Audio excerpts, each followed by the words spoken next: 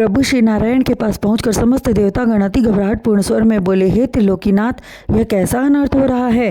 क्या किसी दैत्य ने इंद्रासन प्राप्त करने की इच्छा से कठिन तप करना प्रारंभ किया है अथवा वरदान पाकर अति सामर्थ्यवान हो गया है? देवताओं के मुख से इस प्रकार के वचन सुनकर नारायण जी बोले, हे देवगण, आप सभी को चिंतित होने की आवश्यकता नहीं है। जिस वायु के रुकने से आप सभी व्याकुल हो रहे हैं उसे रोकने वाला कोई दैत्य नहीं बल्कि 5 वर्षीय बालक ध्रुव के कठिन तप का प्रताप है। उसने अपने तपोबल से वायु के वेग को बाधित कर दिया है। अतः अब मुझे पवन हवा को मुक्त करने हेतु ध्रुव के पास जाना होगा। उसकी इच्छा पूर्ति का समय आ चुका है। यह कहकर प्रभु श्री नारायण देवताओं को बालक ध्रुव की कथा संक्षेप में सुनाकर उनके बीच से अंतर्ध्यान हो गए और जिस रूप का ध्यान करते हुए बालक ध्रुव उनका चिंतन कर रहा था उसी रूप में गरुड़ पर सवार होकर उसके सामने जा पहुँचे। बालक ध्रुव अपनी आंखें बंद किए श्री नारायण का स्वरूप अपनी आत्मा में बनाए हुए मग्न था। प्रभु के आगमन का उसे आभास भी न हुआ। तब वासुदेव भगवान ने अपना स्वरूप ध्रुव के अंतर मन से खींच लिया। परमेश्वर का स्वरूप आत्मा से लुप्त होते ही ध्रुव घबरा गया और आंखें खोल दी। उसकी आंखों के सामने वही रूपधारी वासुदेव जी भगवान खड़े थे जिसका वह ध्यान कर रहा था। ध्रुव उनके चरणों में गिर पड़ा और उनके बालमन में यह विचार उभरा कि जिस परम शक्ति की स्तुति देवगण नहीं कर पाते तो मैं अज्ञानी बालक उनकी स्तुति किस प्रकार कर सकूंगा।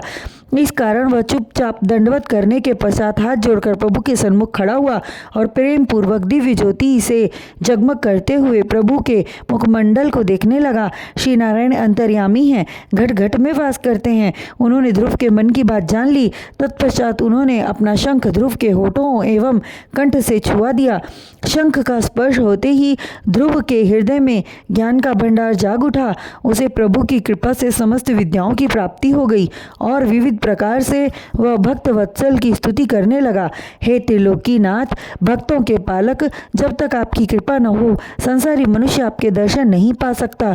देवताओं में भी इतनी सामर्थ्य नहीं कि आपके गुणों का वर्णन कर सकें। हे स्वामी, हे जगत के पालनहार, आपकी माया से संपूर्ण सृष्टि चलायमान है। आप घट-घट व्यापी हैं। प्रभु, आपकी निर्मल भक्ति प्राप्त करना उस कल्प तरु वृक्ष के समान है जिससे प्राणी की हर इच्छाएं पूर्ण होती हैं। माता के दुर्वचनों से दुखी होकर मैं आपकी शरण में आया था। आपने मुझ अज्ञानी बालक पर दया की। यह आपकी महान कृपा है। प्रभु, आपकी दया के बिना किसी मनुष्य को ज्ञान की प्राप्ति हो पाना असंभव नहीं है। ध्रुव की बातें सुनकर चतुर्भुज रूप में प्रकट हुए दीन दयाल प्रभु बोले, हे पुत्र, हम तुमसे अति प्रसन्न हैं। मांगो, क्या चाहते हो? प्रभु के वचन सुन ध्रुव बोला, आपके दुर्लभ दर्शन पाकर कुछ भी मांगने की इच्छा शेष न रही।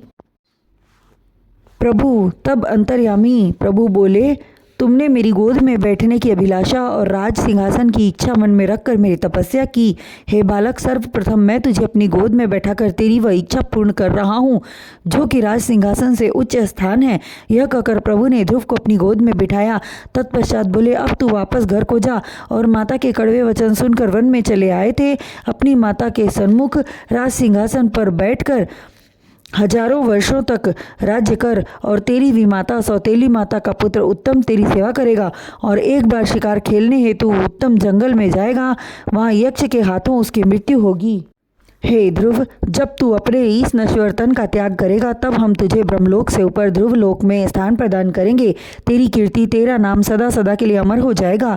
श्री नारायण द्वारा ध्रुव को वरदान प्राप्त होते देख देवगणों ने पुष्प वर्षा की और ध्रुव के प्रबल भाग्य की खुले मन से सराहना की। वरदान देकर प्रभु अंतर्ध्यान हो गए। तब उनकी कृपा से स्थिरता को प्राप्त हुई। वायु चलने लगी। वायु के चलने से जीव जंतु सुखी हो गए। उसके बाद ध्रुव अपने घर के लिए चल पड़ा और मन में विचार करता हुआ जा रहा था कि मुझसे बहुत बड़ी भूल हुई जो प्रभु श्री नारायण का दर्शन पाकर राज सिंहासन स्वीकार किया। मुझे मोक्ष गति मांगनी चाहिए थी।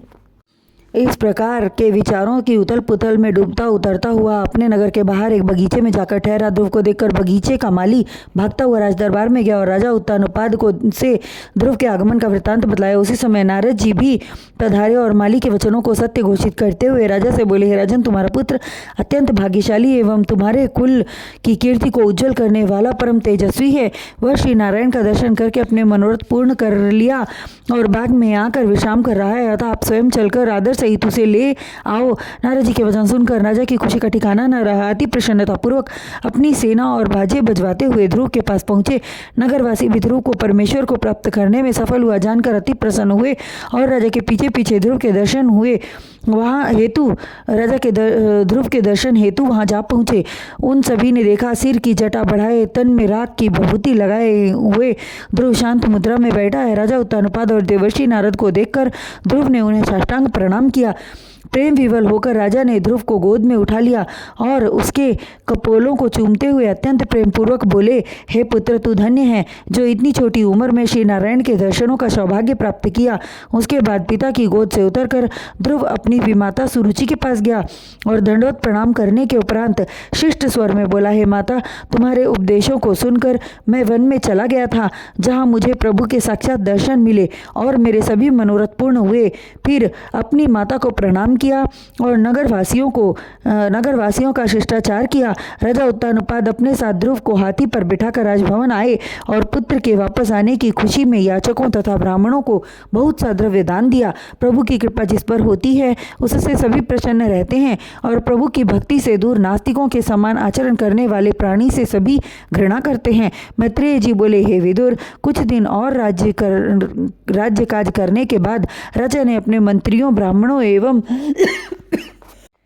एवं अन्य विद्वान जनों से सलाह करके ध्रुव को सिंहासन पर बैठने योग्य जानकर अच्छे मुहूर्त में उसका राज तिलक कर दिया और स्वयं तप करने हेतु वन में चले गए। सिंहासन पर बैठने के पश्चात ध्रुव ने धर्म एवं न्याय का पालन किया। उस समय ऐसी शांति व्यवस्था थी कि सिंह एवं बकरी एक ही घाट पर पानी पीते थे। प्रजा में किसी प्रकार का क्लेश न था, दुख एवं दरिद्रता का नाम न था। इस प्रकार राज्य करते हुए कुछ दिन व्यतीत हुए कि एक दिन उत्तम शिकार खेलने हेतु ध्रुव से आज्ञा लिया और जंगल में चला गया। वहाँ एक हिरण उसे दिखाई दिया। हिरण को देखकर उत्तम उसका पीछा करने लगा और घोड़ा दौड़ाते हुए कुबेर के विहार स्थल पर जा पहुँचा। उत्तम के साथ शिकार खेलने गए उसके साथियों ने मल मूत्र का त्याग कर उस स्थान को अपवित्र कर दिया। उनके कर्मों को देखकर कुबेर के नौकर बोले, हे अनसंसारी मनुष्यों, तुम लोगों का देवलोक में आना उचित नहीं है। उसके वचन सुन राज्य अभिमान के मद में चूर उत्तम ने दुर्वचनों का प्रयोग किया, जिसे सुनकर एक बलवान यक्ष ने उत्तम को पटक कर मार डाला और उत्तम के साथियों को डराकर धमकाकर भगा दिया।